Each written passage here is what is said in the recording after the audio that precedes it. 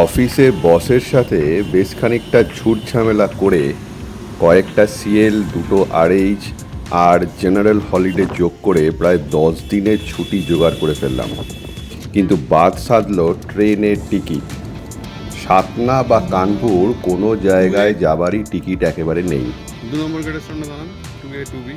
অগত্যা শান্তনুদা সাজেশন নেওয়া ছাড়া কোনো গতি নেই। স্যার, আপনারা দিল্লি চলে আসুন, ওখান থেকে বাই রোড চলে যাবেন। আরে বলেন কি মশাই, 657 কিলোমিটার বাই রোড! কোনো উপায় না দেখে দিল্লি পৌঁছে বাই রোড যাবই মনস্থ করলাম।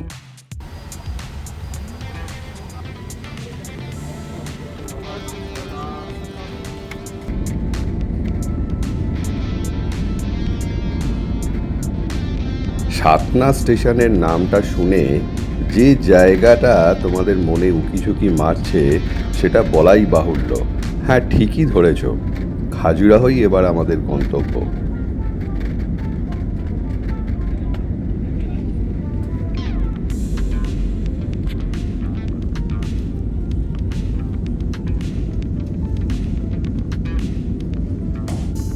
হাওড়া থেকে সাতনা পৌঁছতে গেলে মুম্বাই মেল আর সিপ্রা এক্সপ্রেস ছাড়া অন্য কোনো ট্রেন নেই। আমরা অবশ্য রাজধানী ধরে কানপুরে নেমে ওখান থেকে যাবার একটা পরিকল্পনা করেছিলাম, কিন্তু রাজধানীর টিকিটও ছিল না। ফলে বাধ্য হয়ে দিল্লি হয়েই যাব বলে ঠিক করলাম। কলকাতা থেকে দিল্লিগামী ইন্ডিগোর বিমানে চেপে বসলাম।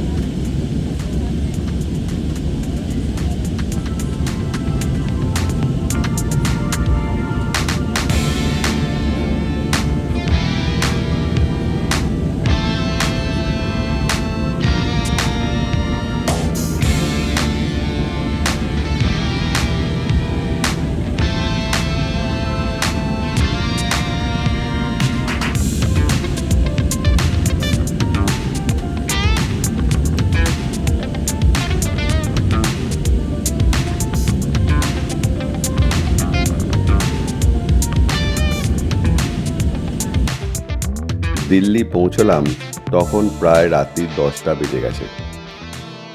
হোটেল আপরা ডিলাক্সে পৌঁছে খাওয়া দাওয়া করে সেদিন শুতে শুতে বেশ খানিকটা রাত হয়ে গেল। পরের দিন সকালবেলা ব্রেকফাস্ট করেই 9টা নাগাদ বেরিয়ে পড়লাম। আমরা এখন দিল্লি থেকে খাজুরাহোর পথে, আগ্রার ওপর দিয়েই যাব, কিন্তু ঢোকা হবে না অত দূর। তাজ এক্সপ্রেস হয়ে দিয়েই যাব।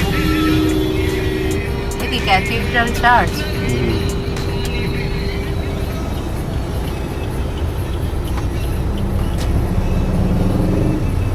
সুভাষ যে গাড়ি চালাচ্ছে। দিল্লি থেকে যমুনা এক্সপ্রেসওয়ে ধরে আগ্রা, তারপর গোয়ালিয়র, ঝাঁসি, ওরছা হয়ে খাজুরাহো পৌঁছবো। এই হলো আমাদের রুট। দিল্লির বিখ্যাত জ্যাম, প্রচুর গাড়ি। কালকে রাত 1টার সময়ও দেখেছি যে গাড়ির জ্যাম, যেটা কলকাতাতে ভাবাও যায় না।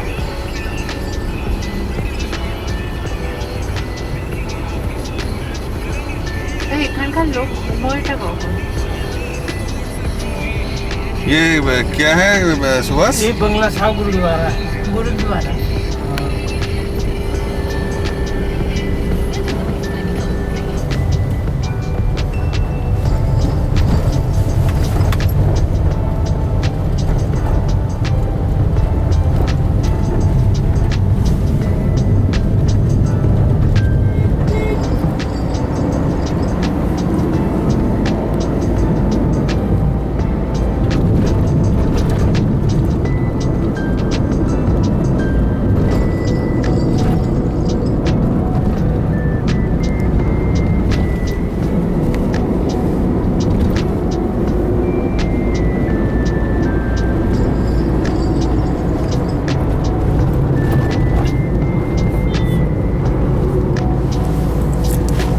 অনেকটা এখনো ভালো লাগে।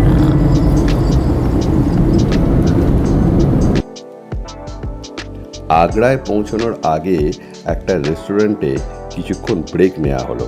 চা, কফি, স্ন্যাক্স সহযোগে একটু হালকা করে পেট পুজোও হয়ে গেল।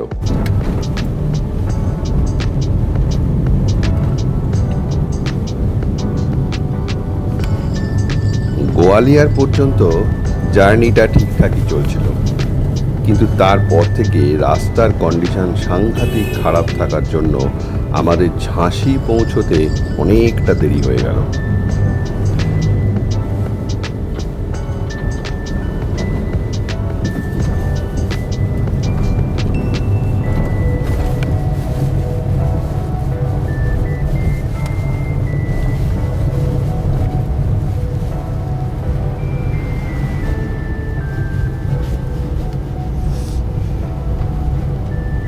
ঝাঁসি পৌঁছানোর আগে দাতিয়া বলে একটা জায়গাতে আমরা কিছুক্ষণ রেস্ট নিয়েছিলাম।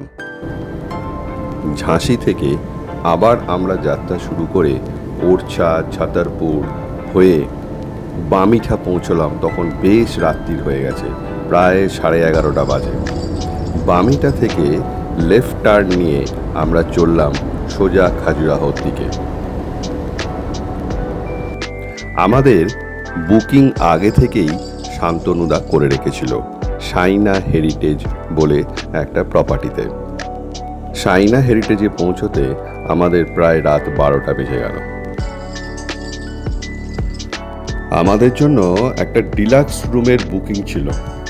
ঘরটা বেশ সুন্দর, কিন্তু একটু ছোট হবার ফলে পরের দিন সকালে আমরা একটা সুপার ডিলাক্স রুমে শিফট করে গেলাম। এই রুমটা কিন্তু বেশ বড় এবং ভীষণ সুন্দর।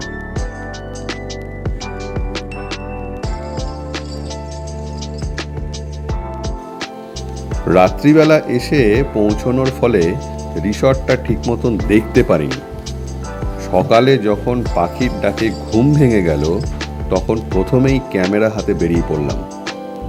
সকালে রিসর্টটা দেখে দু চোখ জুড়িয়ে গেল। এত বড় এবং এত সুন্দর করে সাজানো যে কি বলবো। চলো তোমাদের রিসর্টটা একটু ঘুরিয়ে দেখাই।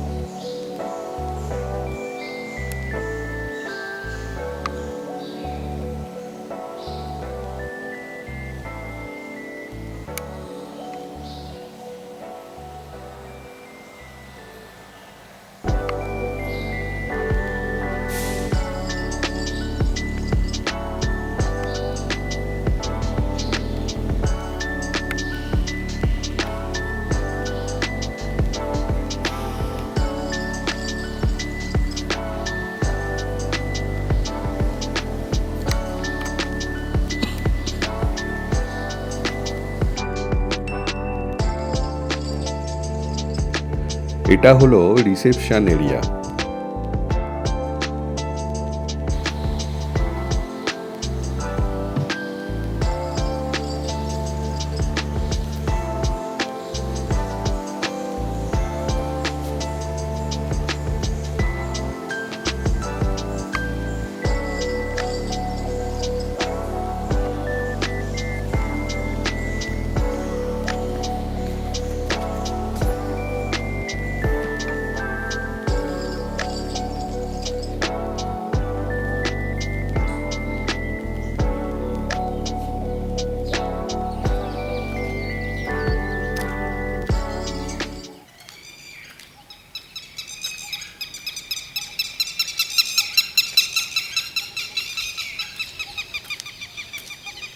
যে পাখিগুলোর ডাক শুনতে পাচ্ছ সেগুলোকে বলে ল্যাপউইং। অনেকটা শালিকের মতন দেখতে, কিন্তু সাইজে বেশ বড়।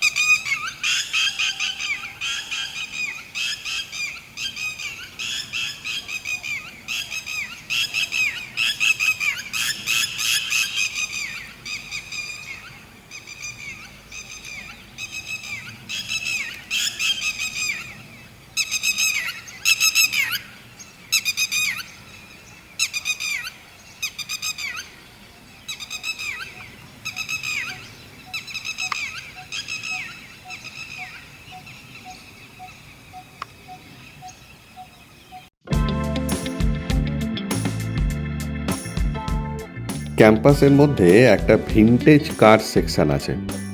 অনেক পুরনো দিনের গাড়ি সাজানো রয়েছে রানিং কন্ডিশনে। বললে সেখানে রাইডও করা সম্ভব। এখানে বেশ কিছু ছবি তোলা হলো। সুইমিং পুল এরিয়াটাও দারুণ। চারিদিকে সাজানো বাগান, পেছনে রিসর্টটা দেখা যাচ্ছে, এক কথায় অসাধারণ।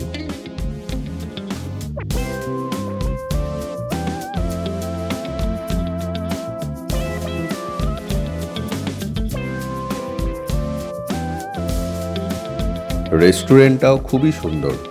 খেতে বসলে আর উঠতে ইচ্ছে করে না। স্টাফ বিহেভিয়ারও বলবার মতন, ভীষণ ভালো।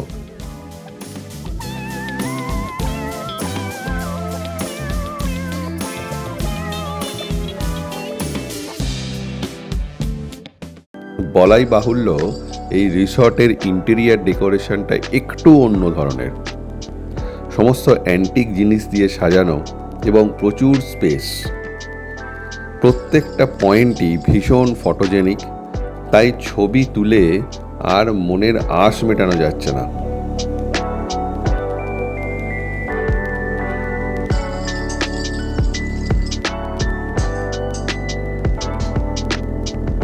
এই রিসর্টে আমরা এখন 4 দিন থাকব। খাজুরাহোর মন্দিরগুলো দেখব হাতে সময় নিয়ে। জঙ্গল সাফারি করব পান্না টাইগার রিজার্ভে। তার সঙ্গে রিল্যাক্সেশন আর খাওয়া দাওয়া তো রয়েইছে। তাড়াহুড়ো একেবারেই নেই। আজকে তোমাদের রিসর্টটা ঘুরিয়ে দেখালাম। আমি শিওর যে তোমরা অনেকেই জানো না যে ওয়েস্টার্ন গ্রুপ অফ টেম্পলসের এত কাছে এই রকম একটা রিসর্ট রয়েছে। আজকের গল্প তাহলে এই পর্যন্তই থাক। দেখা হচ্ছে নেক্সট এপিসোডে।